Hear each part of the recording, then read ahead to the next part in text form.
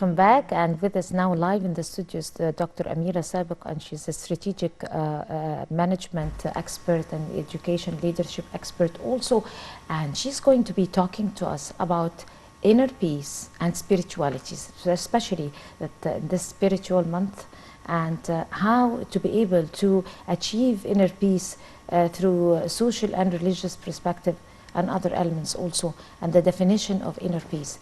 Good morning, Dr. Sabiq.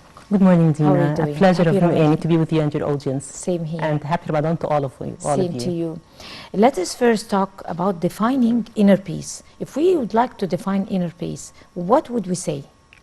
Okay, let me tell you a short story that happened to me like 3 or 4 days ago. I have a dear friend who turned, it was his birthday, and he turned like in his mid-50s. So I told him, how do you feel now? So he said, this is the phase of my life when I started or decided to have inner peace. So I asked him, and how do you see your inner peace? He said, let it go. Just let it go. If we want to define inner peace, it's simply let things that don't have a real impact on you simply to go. Inner peace is a state of mind when you feel that the power of love, the power of harmony, the power of calmness is much more important than the love for power. Some people say, yes, I have to show power. I have to show that I'm right. I have to show that these things have to be done the way I see it. This is a kind of showing power. Sometimes it doesn't have to be so. If you are seeking inner peace, you can say, okay, I accept things and I'm enjoying all the details around me, whatever it is. It can be different than the way I want it. It can be different than how I see it, but still I can enjoy. I don't want to be in a conflict that it will result in nothing. I don't have to tell Dina that I'm right and to show her and debate and argue just for the sake of argument. If I'm seeking inner peace, I'm seeking harmony with everything around me. I'm seeking tranquility. I'm seeking calmness. Right. If you could allow me, we're going to go to a short break and we'll come back to you, so stay with us.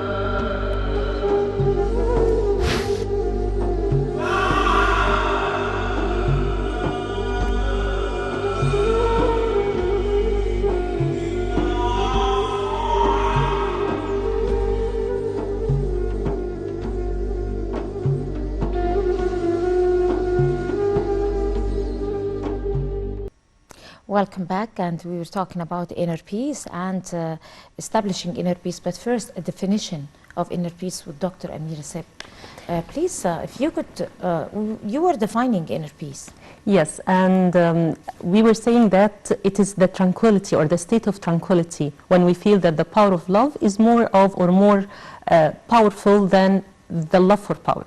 And when we were offline, you asked me about what about people who purposely harm us. They destroy your inner peace. Yes. Let me tell you by that abusing people, you. They are not destroying your inner peace. They are destroying their inner peace. Let me ask you a question. If you have money, isn't it a blessing from God? If you have health, isn't it a blessing from God? So do you have the right to feel reluctant from people who don't have money or health? No. Inner peace is another blessing of God. God gave it to some people who want to work on themselves, and He didn't give it to other people. So if you have a person in your life who comes to harm you, and he wants to see you suffering, it is because he lacks... What am I supposed to do? Okay, because he lacks inner peace. So what should you do? You should say, he is not blessed with this from God. He doesn't have this inner peace. So I don't know what he is struggling, because people who harm others, they are struggling something. We never know what they went through. So You have to show understanding to the situation, not to the person, but to the situation. If you find Amira harming you, you say, okay, it seems that Amira has problems. I have to to defend myself, to avoid being enrolled in this negativity. I have to avoid being with such a person, but I will not keep on thinking, why is he harming me? Why he is doing this to me? It is his problem, not yours. Exactly. This is exactly what we do. But the thing is that sometimes they deprive you, they deny you of your inner peace by taking something from you, by causing something to hurt you, something to overcome. Some projects that you're doing. I mean, different shapes and different sources of harm. I mean, they're not just harming you verbally, and that's it. Let me tell you, Dina, it is not proper to leave ourselves open to all aspects in life. I want you to imagine that you are having a glass wall in front of you. We should have glass walls in front of us all the time. People don't see it, but we are putting a protective shield from such people. So, yes, I can see people harming, but I'm protecting myself. I'm having this glass that nobody can see except me. And I will find ways to avoid this person. I will find ways to deal with the problem and find why he is doing so. And if I cannot reach the reason, I will not keep on thinking, because overthinking will take my inner peace. I will just avoid them. If I cannot avoid them, if they have to be part of my life, I will say, okay, I'm a grounded person. Grounded means I have strong roots. I believe in my capability to handle anything to happen to me. I have the capability to not to fight back, but to understand why he's doing so, and I can handle whatever happens to me. There is a reason for. I have to believe that whatever happens to us, there is a reason for. So even if God sends someone to harm you, or there is someone who is harming you, it's a lesson to you. It makes you tough and tough and tough. So it's the way you look at it. He is not harming you. You have to put this protective shield not to be harmed, but at the same time, I'm talking more about how you think of it. Don't think of it as harm. No, it's a lesson. It's a challenge in my life. It's a way to make myself stronger to face challenges. It comes from inside, Dina, not from outside. It has to become from your belief. Yes, I can handle. We all go through challenges, and I'm capable to handle this. So does inner peace differ from men to women? Meaning, does it have a different definition? Or do men feel inner peace in a different way than women? I mean, do really men have the same definition as women when it comes to inner peace? Who do you think have more inner peace, men or women, in your point of view? What it looks like, in generally speaking, men usually make it look like that they have more inner peace than women, but sometimes women are. It doesn't differ the... Weird enough, yeah. It doesn't matter the gender, it is the mentality. And the gender plays a big role in it. Really? Weird to tell you that scientific research has said that men always show more aggressiveness and they are more competitive. So we thought that men are more into lacking inner peace. But the truth is, men can keep their inner peace much more than women do. Really? Yeah. Why? Men get all their negative energy in the battle itself, in the battlefield. They show the aggression they want to show, they show the struggle, they show everything inside the battle. The moment they leave the battlefield, it's over for them. But women, by nature, are overthinking creatures. They keep on thinking, why did this happen to me? Will it happen again? Especially when this struggle is between two women. This is the maximum conflict you can see, when it becomes between two women, two overthinking creatures, two people always fear from the other, they lose inner peace. So, believe it or not, men can retain and can keep their inner peace much more than women. Oh, really? Yeah. Because of the overthinking of women. Women always fear about her kids more than men. She always has fear. Women always fear things. Fear. More than men. Men are more grounded. They are not that, they are caring definitely, but women care more. And when you care more, you fear more. And when you fear more, you overthink more. You're emotional. Yeah, Passionate. so you lose your inner peace. But women have stamina.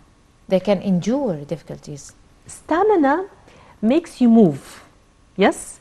Stamina makes you, whatever state you are in, you will act, you will move. Women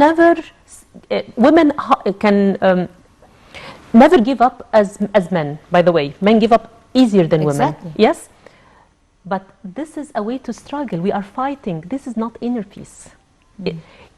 Keeping on moving doesn't mean that you have inner peace. It means that you don't have the luxury to stop. Women sometimes fight and go on not because they have the inner peace. It's because they don't have the luxury to relax. Stop. This is what I meant. Yeah. Sometimes you don't have the luxury to stop, and it's you know, you're in full recognition that this is destroying your inner peace, but at the same time you have no choice. Women always have the feeling, I can give more, I can do more. Maybe I can be a better mom, a better wife, a better teacher, a better sister. Women, because they are emotional, as you said, they always seeking perfectionism. They want to do everything. They are so much giving, more than men. So men give as much as the situation needs, and that's it. And I will not give you more, don't ask me for more, because I want to go back to my inner peace. That's why you always find men like to sit alone more than women. Women are more socializing, more talkative, more expressive.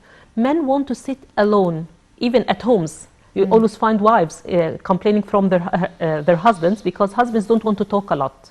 They want to keep their inner peace. They don't want to go through conflicts. They don't want to talk about problems. Women feel that they need to do so. And that makes them cannot easily keep their inner peace. Right. This question is really very important because we talked about inner peace and how to maintain it and try your best to keep it and work on it. But at the same time, what if someone lose their inner peace? Let's see. Not by choice, but they lost their inner peace. There is no way they keep it. We have to find the reasons. Can you fill a bucket with holes with milk? No, the milk will leak. So let's see what makes inner peace leaks from inside us. We have 4 main gaps.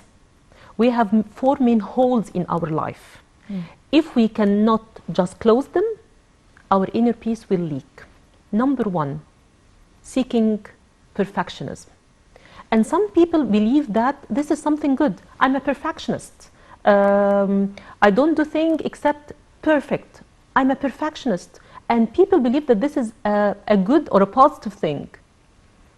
If you are seeking perfectionism, you are seeking nothing because there is no perfectionism. So you are wasting your time. You are adding stress to your life, looking for something that is not there. So hole number 1 in our life, or in our bucket of inner peace, is seeking perfectionism. Number 2 is fear. I'm worried about tomorrow. I don't know what will happen next. I'm really worried how people will think of me. I don't know if I can do this, if I will succeed or not. Fear from tomorrow, fear from the unknown, fear from anything that's ambiguous, fear from the volatile changes that we have in our life, fear from complexities, fear from uncertainties. I fear. Let me tell you that fear is a decision. It's a decision. Again, if you feel grounded and you feel, okay, I'm ready for any challenge, I can handle, I believe in myself, I don't care about what people will say about me because I know what I'm doing, you don't have this fear. Number 3, resistance to change. I'm in my comfort zone and I don't want anything to change in my life.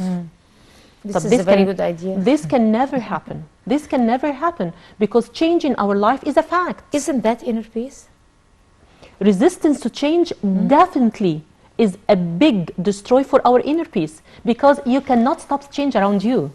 So if whenever change happens to you and you say, no, I am panicked, so you will be panicked all the time. Not in a panic way, but I mean, I don't like change. you don't like change, and you're fine like that But it's not with an your option. inner peace. It's not an option. Changes will happen, whether you like it or not.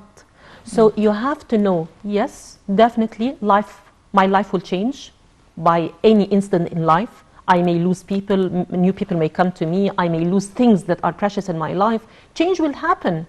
So if I put myself in the bubble and believe or assume that I'm in my comfort zone and I will not meet any changes, so whenever you meet change, you will feel I'm panicked and I cannot go more.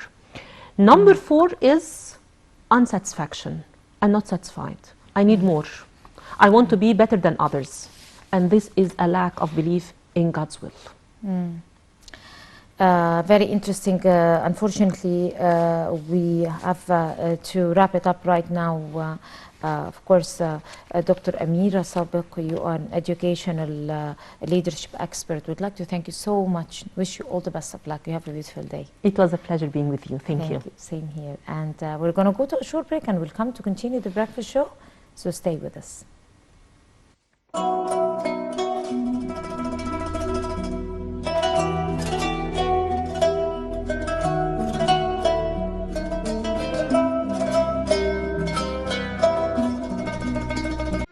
هاتوا الفوانيس يا ولاد، هاتوا الفوانيس، حنزف عريس يا ولاد، حنزف عريس. هاتوا الفوانيس يا ولاد، هاتوا الفوانيس، حنزف عريس يا ولاد، حنزف عريس.